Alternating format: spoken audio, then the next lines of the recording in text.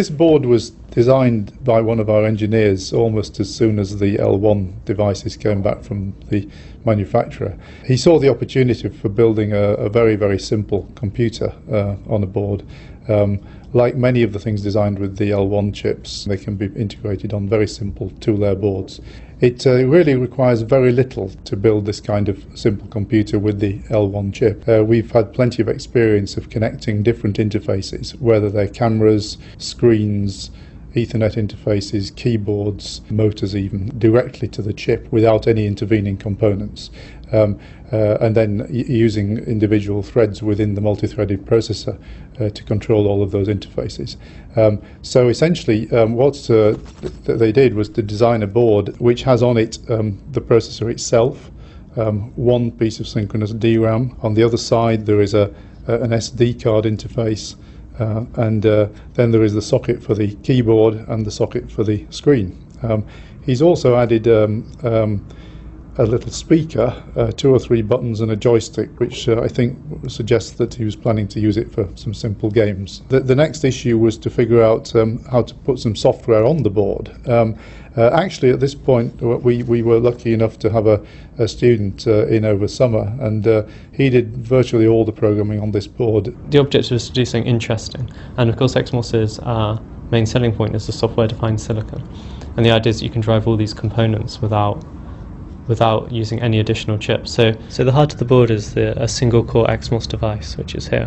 And each XMOS device, as you may know, can run a core at 400 megahertz with 8 hardware threads. So this device will power all the components on the rest of the board, which is kind of the unique thing about this demo, is that everything is done through software as opposed to dedicated chips on the board. The software is built using the XC programming language. XMOS is a slightly extended version of C that allows the threading, communication and input-output to be programmed.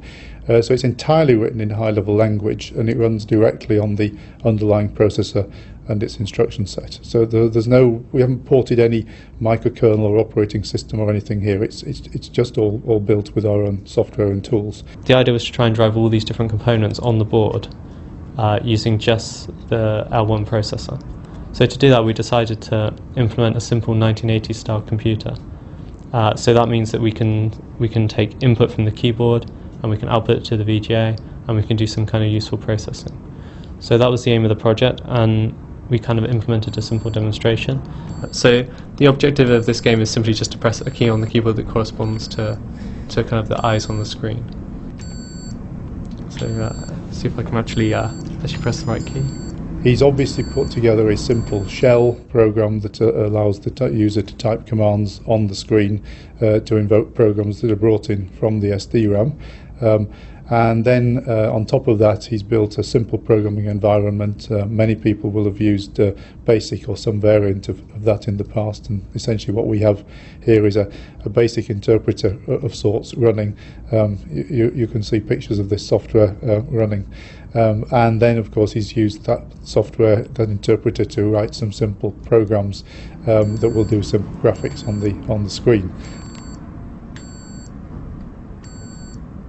That's just a simple demonstration to show kind of how you could use this. Considering the technology involved, you could probably do advanced demonstrations. So obviously the code is on the XMOS website, so if you go and download, you could kind of see what you can do.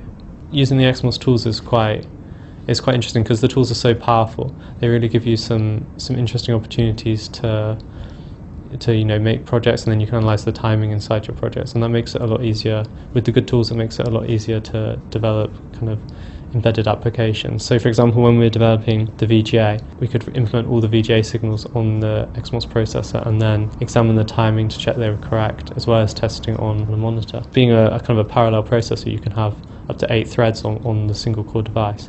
That means that you can listen to the keyboard while outputting to the VGA, while doing something with the SD card, and also that's quite a powerful thing that you can't do with most processors. So basically the machinery is all there, all integrated in a single XMOS chip, and XMOS based software running on top of it. It's fun to implement on the device because it's not difficult. In the end, it makes parallel programming easy.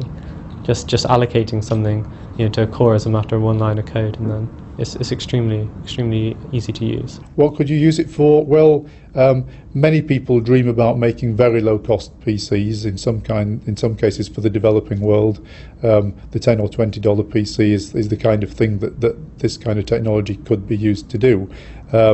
Obviously, the design we have here could be extended in lots of different ways. One could put a wireless communications interface onto it if that was useful.